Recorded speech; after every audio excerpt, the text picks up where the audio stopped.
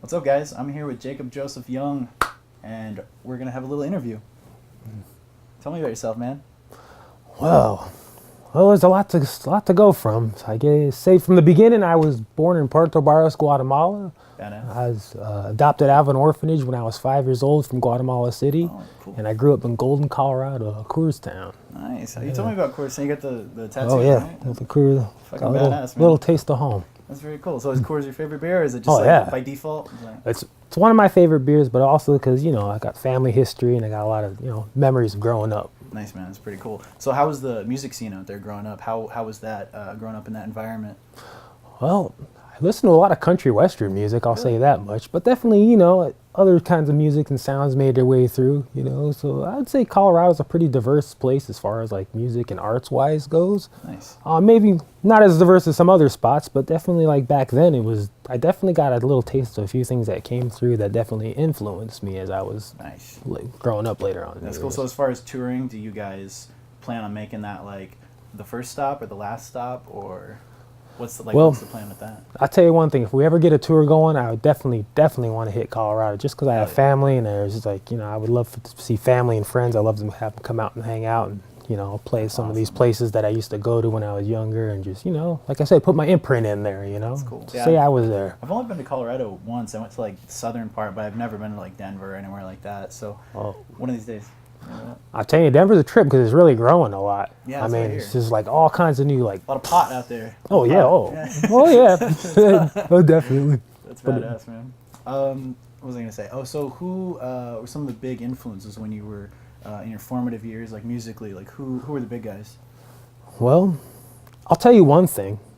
Like when I first came to America, the first music video that I ever saw, because I didn't know, I was from Guatemala, I never seen a music video or anything like this. Yeah. So I'm about like 5 years old here, and I'm watching TV, and all of a sudden, I didn't know who it was, but there I see this video, and this dude's like dancing, and the camera's spinning around, and it's raining, and it's like in like black and white, and it's had this cool images, and I remember the music was just like, whoa, and I was like, what is this rock and roll? I didn't even know what rock and roll music was. Yeah.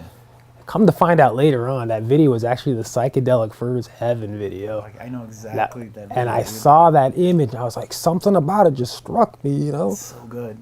And then my mother got me my first rock and roll album, which actually ended up being Tom Petty and the Heartbreakers' first album. Nice. And it was just like Stranger in the Night, that was... Oh, that was the first. I might be stupid on this one, but was it Damn the Torpedoes the first one? Or? No, the very first one was just self-titled Tom self-titled? Petty and the Heartbreakers. Nice, dude. And then my favorite jam on it is Stranger in the Night. And that was like Nice. the first rock and roll album that I got. And I was just like... But then, went from Pac-Man Fever and, Michael Jackson and all that kind of stuff. And Everything's like a stepping stone. It's like you find one yeah. you like, and then it's like it kind of grows from there, like your palate, Like, oh, absolutely. That's badass, exactly dude. what happened. Psychedelic Furs, man. That's a good first music video. I can't remember the first music video I saw. It was probably a Beatles one, but I don't freaking know. I don't even know what videos were. I just know it influenced me, and I like the sound. I like what they were doing, and I was just like... Have you seen the Furs? Have you seen the Furs live? I actually did, yes. They're fucking amazing. Yeah. I actually had the pleasure of meeting them. Actually, What? A couple of years ago. It was probably like I want to No. say 4 or 5 years ago. Oh, And man. they played Talking Stick, and they were with the Lemonheads, and like got to hang with them for a little bit after the show, and like No way. fucking amazing, yeah. Is Richard Butler. Is he cool, man? Super cool. I know he's like an artist and does He's a some badass. awesome He's a art. badass, yeah. I'm saying like an artist. He likes like paints and stuff. He's like really into painting. And I see some of his Talented dude. art and it's like rad. Dude. So he's like a cool dude. He seems like he's He was cool. super cool. I mean, it was like a brief interaction. It was probably 5-10 minutes, but it was like super cool. The whole band was nice. Like it didn't seem like a jerk at all. It seemed like really cool. Is he tall? People tell me that he's like He super was a little tall. taller. Yeah, he was a little taller than me. Yeah, I'd have to look at the picture, but he was a little taller. How sick is that, man? Yeah, dude, it's cool. Would you guys? So let's say All right. you guys are going on a big tour, right? Right. Who would be your like main choices for like a supporting act? Like they could be big or small, whoever. Who would you like to tour with? Active bands. Active bands? Well, I know my Cardi my B? bassist. I say Cardi what? B? I'm just kidding. Well, I know the bassist that I work with in the band, Danny Smith. He's the bassist for Dead Hearts Club. Nice. He's got a band called Dusty Meadows Band, and they've got some talented heads in there, And I would be fun to work with them because I know a couple of guys that are in that band, and really, it's like I like to work with people that I'm comfortable with. I kind of know a little bit, Yeah, especially spending that much time on it. Spending a little time, yeah. and I'm also open to getting to know people as well. You know what I'm saying? Yeah. But it would just be for me. I would like maybe if it was the first tour, I'd like to at least be with people that I kind of know already, and even like Aaron Stoner. He's got a group, Bittersweet Way. Through Treasury. I would like to maybe link up with those guys possibly. Do something with them. That would be cool. Happening. So. And when you guys do, let us know. We'll follow you. Oh, we'd love to have you, man. That'd be fun. Oh, definitely. Yeah, that'd be fun. Like that combination, like good energy. Oh, yeah, that would be great. Definitely love to have you guys come with us, man. Hell yeah. So, Jacob's also really big into film, and that's something we connected on. We talked about movies a lot. Oh, yeah. Talk about movies, man. Like, tell me about some of your favorites, some of your influences. Ooh, so I will say, definitely one of my favorite films is definitely Dune. Oh, shit. Definitely Blade Runner. Blade Runner, badass, yeah. I think like a Fantastic Planet, the old sci-fi with the art of. I've never seen that. Roland Topari is an old school artist, like a French artist, and he's just some really abstract art. But he did the art for that film, and that's pretty cool. Then the music's just absolutely amazing. But it's like an old school, animated, French film. It's called Fantastic Planet, and that's like one of my favorite all-time films. Where else am I at? I love all.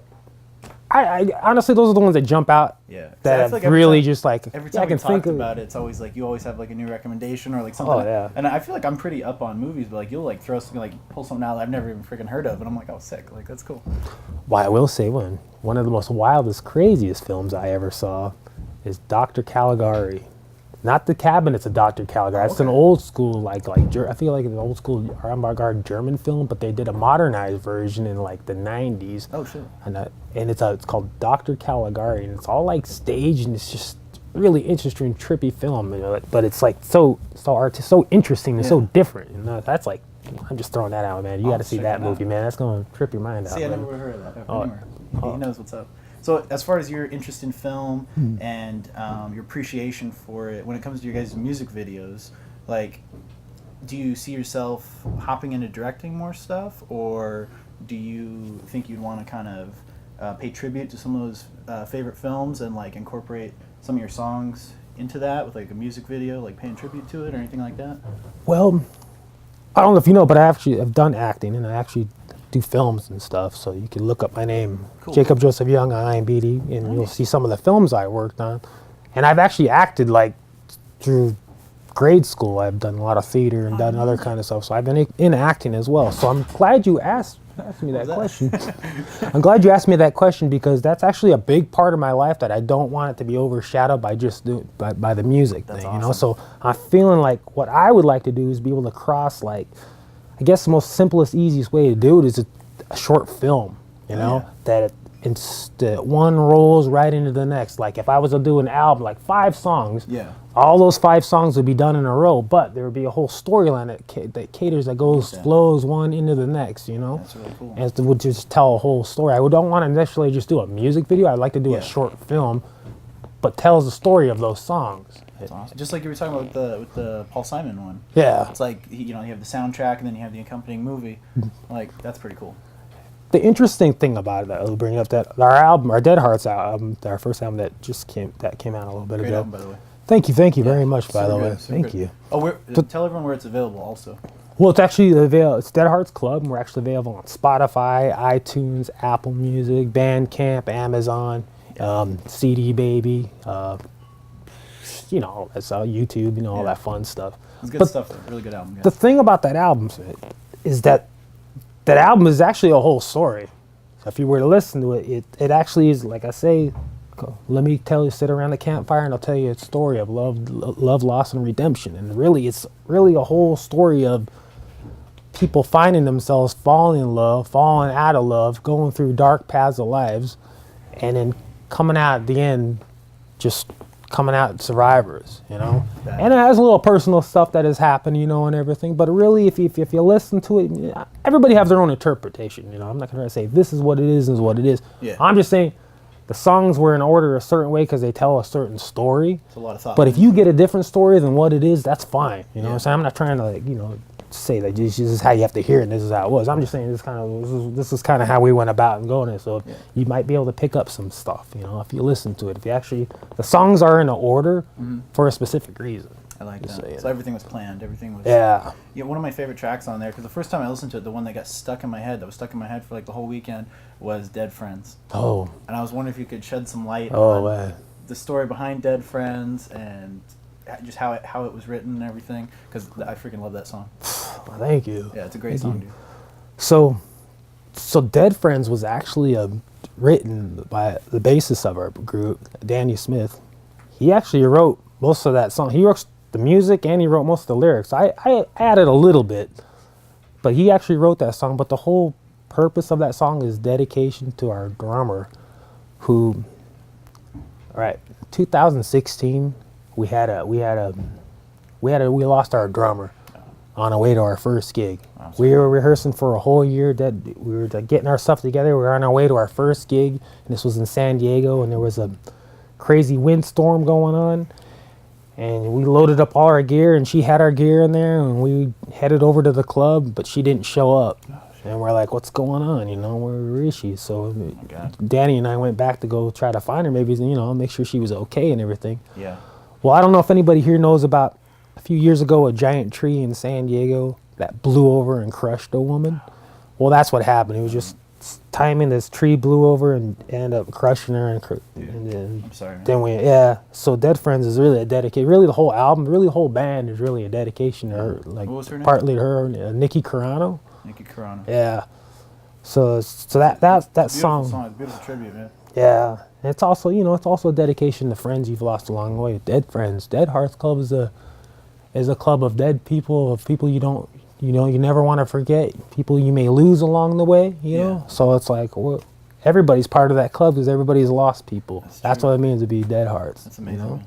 What I really like about this song too is, like, I mean, it's beautiful knowing that, like, the history behind it, but it also had a little bit of like humor to it. I feel like almost like, especially the video, like the way you're dancing, like it's almost like a celebration more than just missing someone and everything being depressing. It's like there's like a layer of darkness, but then it's like you're almost able to like kind of laugh at enjoy it, appreciate it. Yeah. You got it, man. Exactly it. That's what I got from it. Yeah, no, that's absolutely right, because it's not necessarily just because one isn't here on this earth doesn't mean to me you need to be sad about it all the time. It's also a celebration of moving over to the other side, of celebrating the time you spent with those people.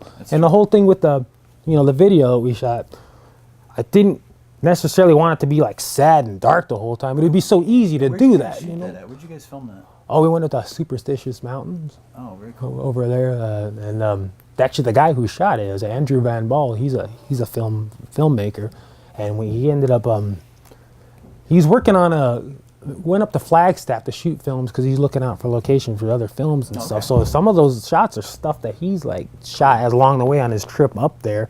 And then I met with him over and he just worked out. Yeah, just worked it out. We met him. I was like, let's shoot this little video. We had this song and he liked the song as well. Yeah. And The song's we fucking just beautiful, went out and did it, and then it just ended up being on Flood magazine, by the way, too, which was kind of groovy. So, but it was cool, man. And yeah.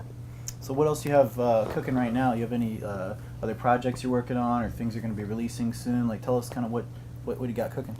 Well, I do believe I do have my last movie about to be released pretty soon. I believe in next month. I think next month. This film called Simple Twist is an independent film. What's it called? Simple Twist. Simple Twist. You can look it up on the IMDb page, or look at my name, Jacob Joseph Young, IMDb, and you'll see. But that movie film is about to release soon, and I play this dance instructor, Ronnie Ronzone. And that was like the last film I worked on, which is kind of a big deal to me because I haven't got to work on, this is the last thing I did, kind of go full circle. Yeah. And as far as music-wise goes, oh. Yeah. This place is haunted, FYI, guys. Just want to throw that out there. As far as music-wise goes, I do have songs I'm cooking up in the pot for maybe new Dead Hearts Club songs as well, but I do also have a project that I'm going to be working on with Aaron Starner. We're going to call it Animatronics. And I'm not going to tell you much about it, but I'm going to say it's very, very different than what I've been doing now, and it's going to be mind-blowing. That's exciting. That's all I can tell you. Animatronics. Animatronics. Yeah. Cool. Well, Jacob, this has been badass, man. Thank you for having me. My pleasure. Appreciate the time, dude. And then hopefully we can do a podcast soon also. Yes. And yeah, Jacob Joseph Young, everybody. Unfazed Review, #1. Thanks, man. Hell yeah, That was good. That was good shit. Thanks, man. Thank you, brother. That was awesome. You guys are awesome, man.